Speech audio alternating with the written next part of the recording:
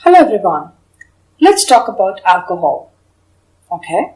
Alcohol, very interesting word. Whenever we hear about alcohol, we have a different feeling.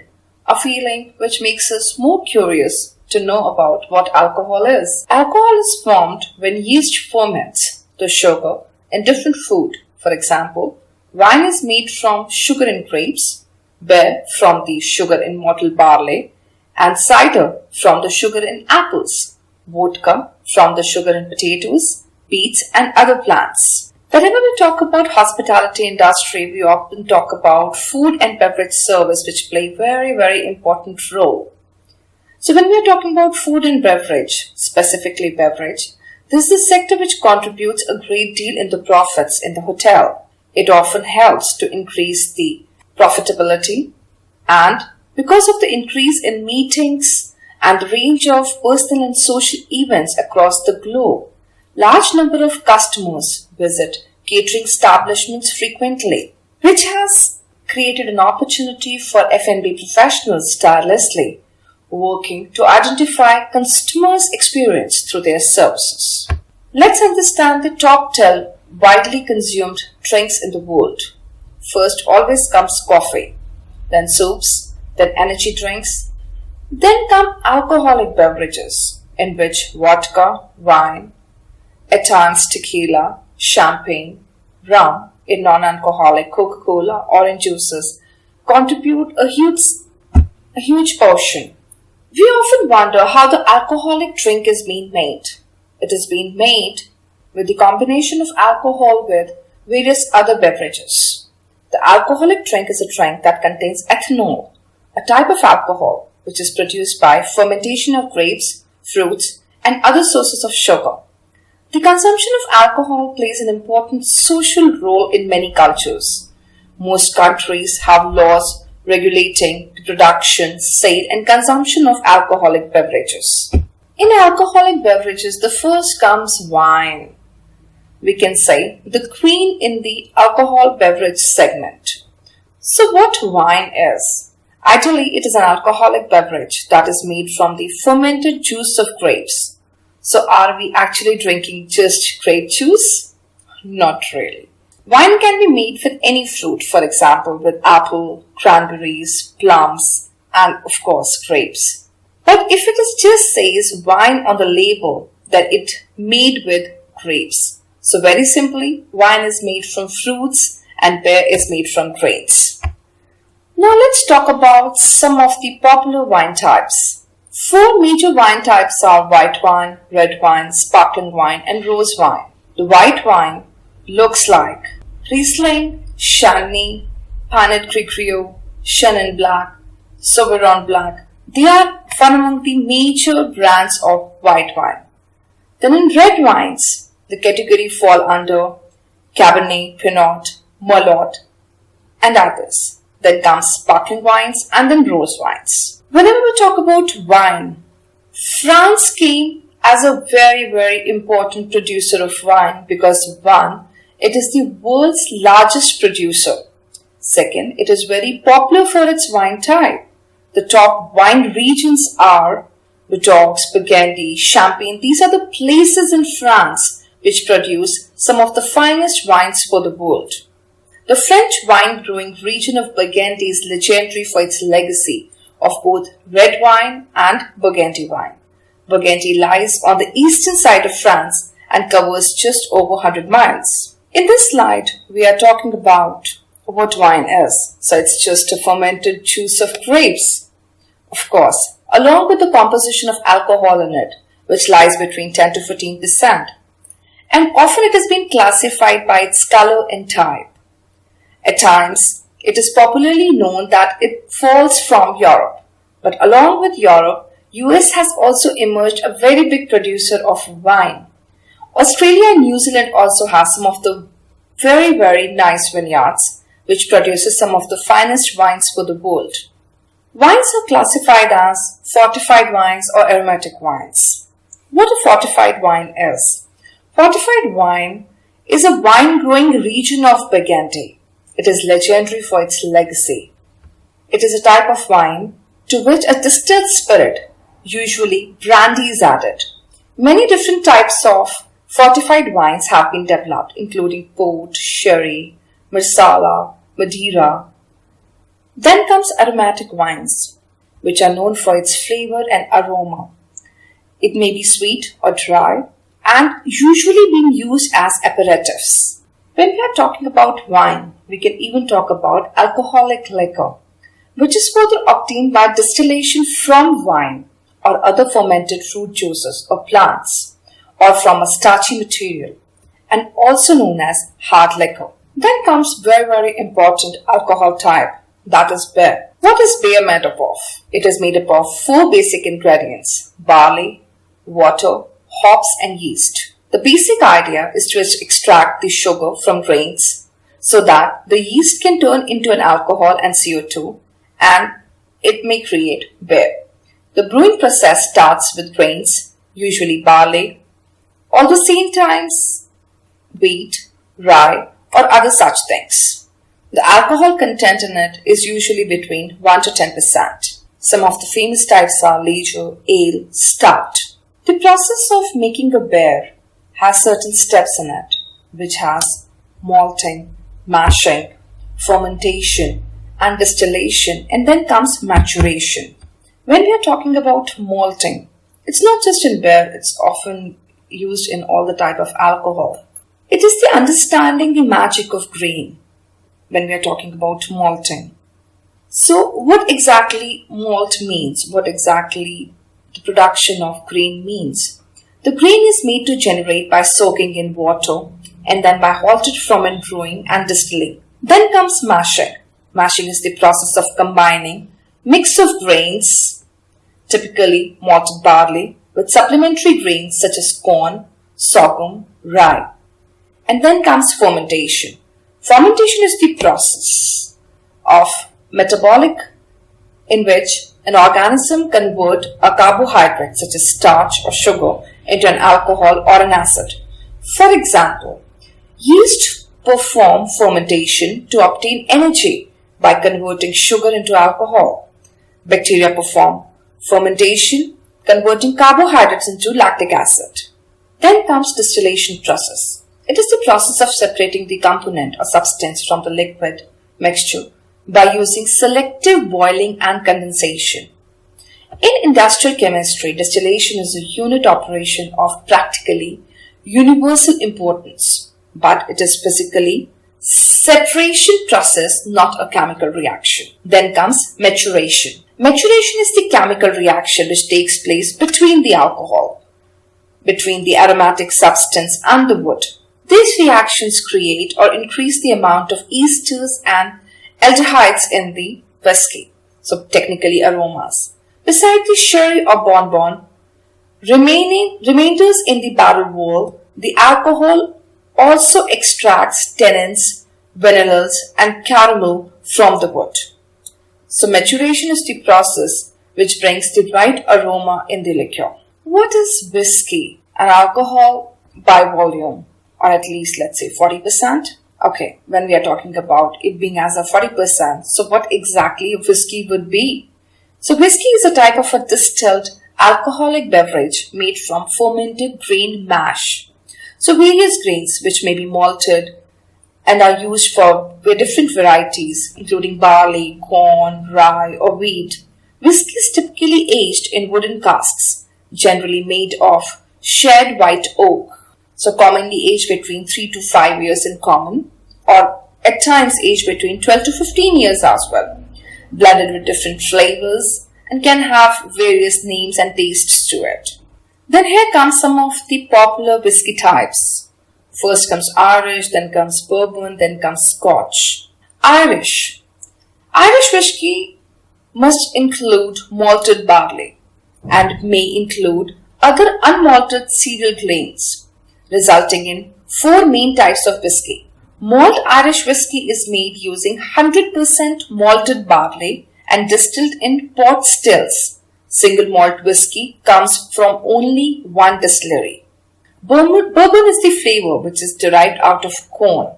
So every bourbon whiskey needs to have at least 51% of a corn flavor in it.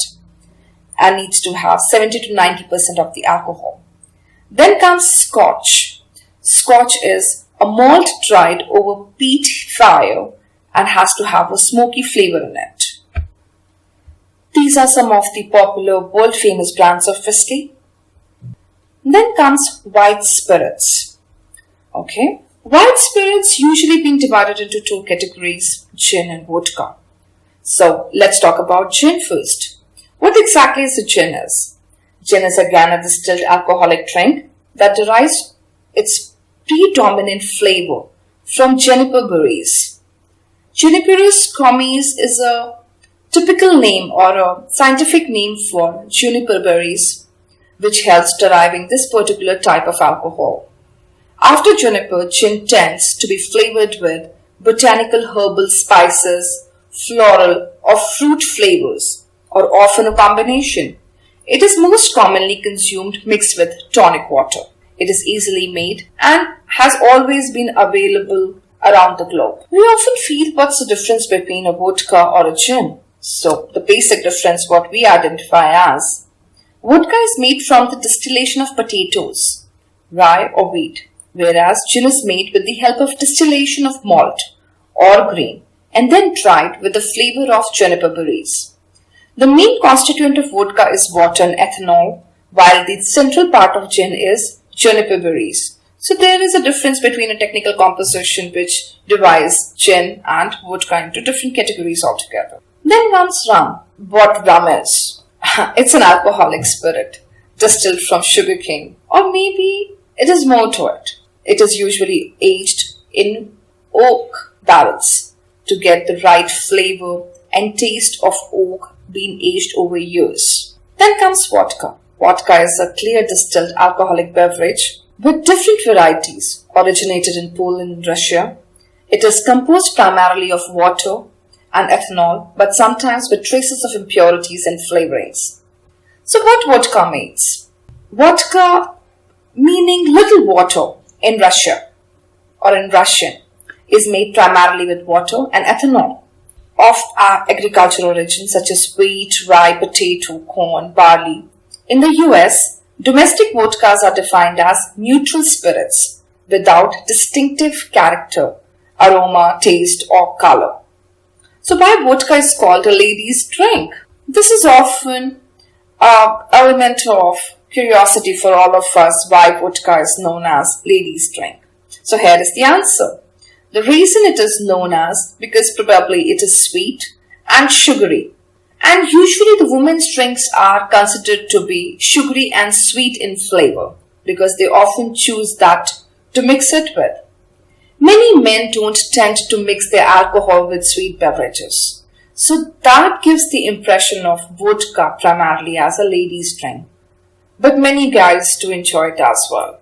This is the diagrammatic representation of how the distillation process takes place, how the raw material is being further used with enzymes, process of mixing of yeast takes place. Then there are the process of layering in which the alcohol is further being added. Then after the process of dilution, the flavors are being added and then the companies are being able to derive the right alcohol. This is the process of distilled gin and vodka. How after the addition of alcohol, it has further been divided into gin and vodka. Then comes tequila. Tequila is an alcoholic drink composed of distilled spirits and additional flavorings such as sugar, fruit, herbs and spices. Often served with or after desserts. They are typically heavily sweetened and unaged beyond a resting period during production. When necessary for their flavors to mingle, tequila is a distilled beverage made from the blue avage plant, primarily in the area surrounded the city of Tequila, that is northwest of Guadalajara, and in the Jaliscan highlands of the central western Mexico state of Jalisco. This liquor is an alcoholic drink composed of distilled spirits and additional flavorings. Why it is also known as cactus? Because the plant type it has been derived of, it looks like cactus, and the cactus has a shape of lily. That is the reason it is known as liliaceous. Then comes the distillation process or the fermentation process, where all alcohol is created. Distillation is where the alcohol is separated and removed.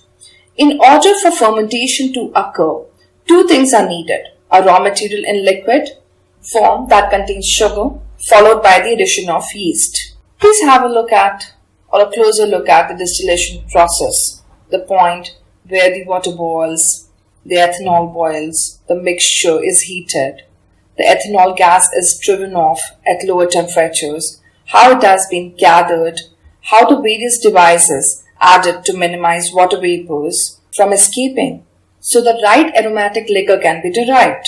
Now have a look at the components.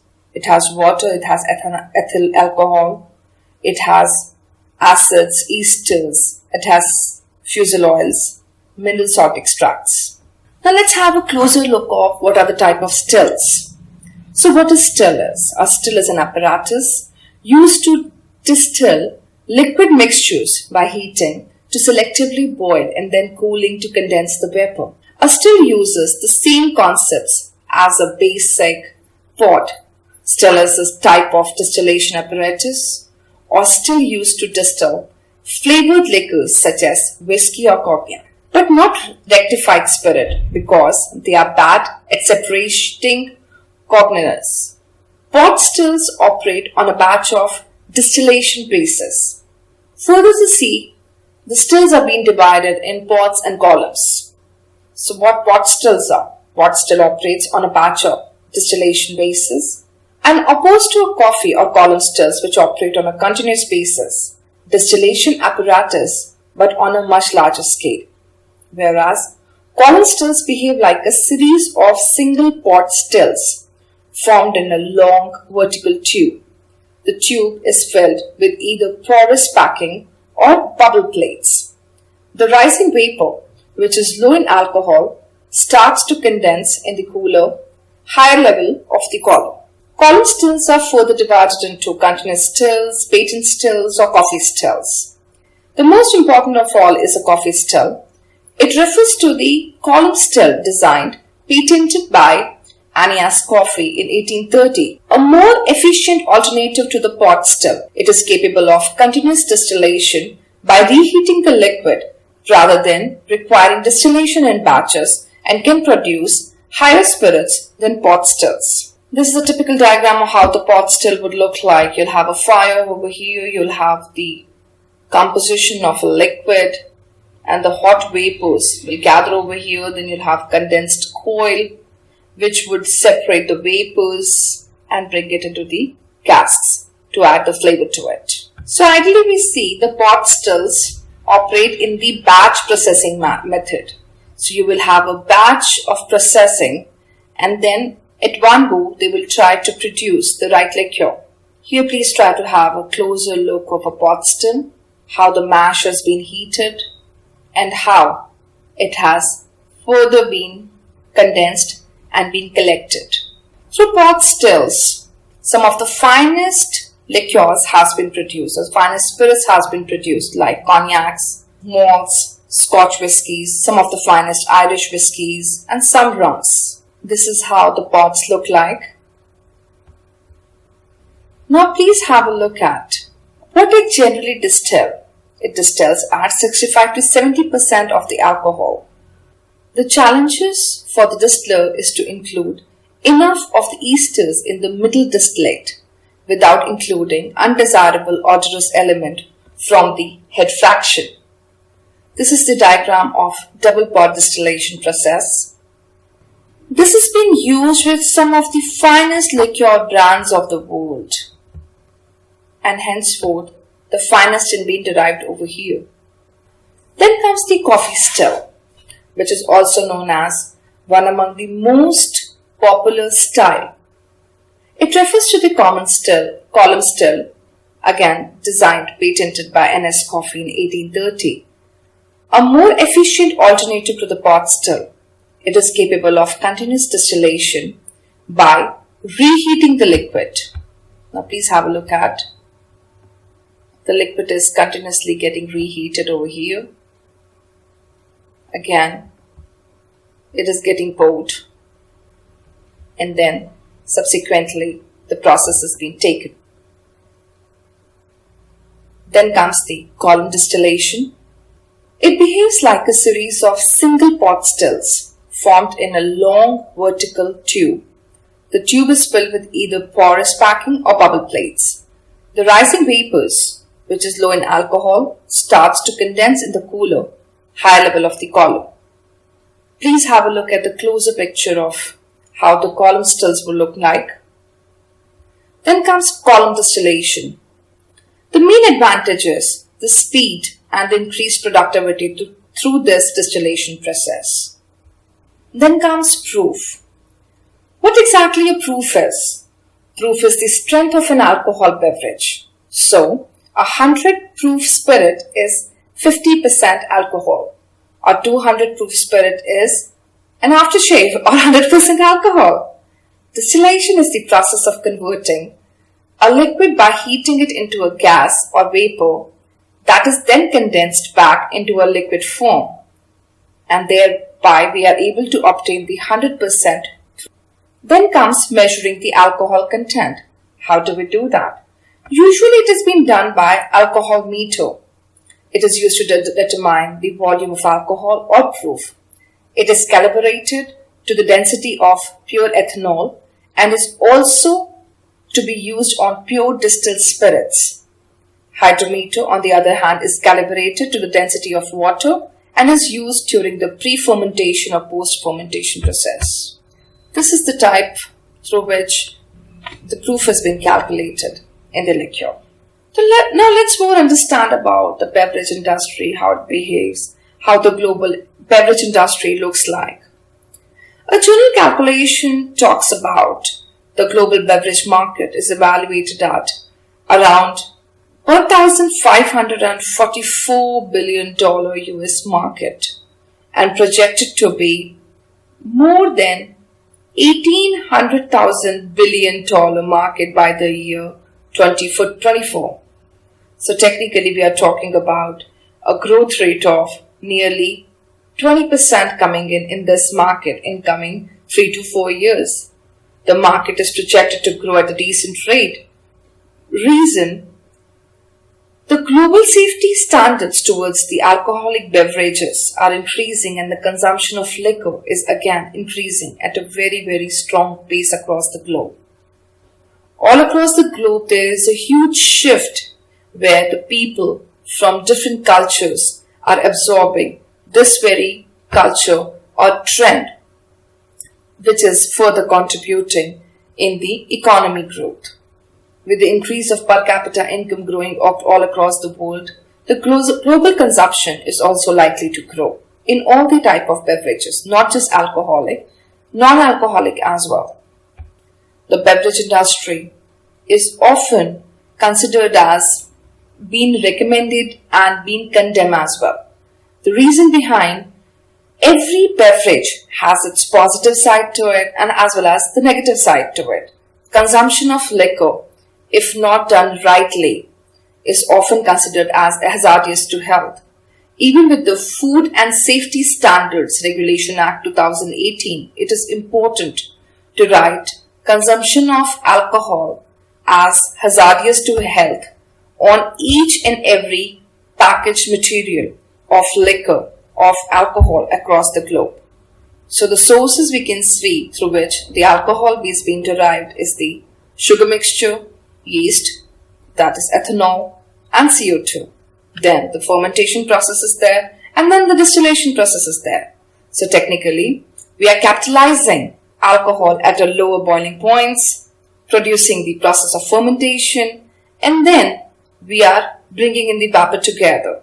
And after the condensation process, we are labeling it in the form of wine or brandy or whiskey or beer derived from molasses or potatoes or from grapes. Thus, the wines or sherries are being sold across the world with the additional alcohol to it. So with this note, we can bring this presentation to an end. Here we are not talking about a journal guideline, which goes, it is definite. A drink is a drink. You can never call an alcoholic drink as a pure grape juice, because once the fermentation process has been there, the alcohol is there. And alcohol, if not consumed in the right proportion, is hazardous to health. With this note, thank you so much for today. Hope this presentation was of great enlightenment to you.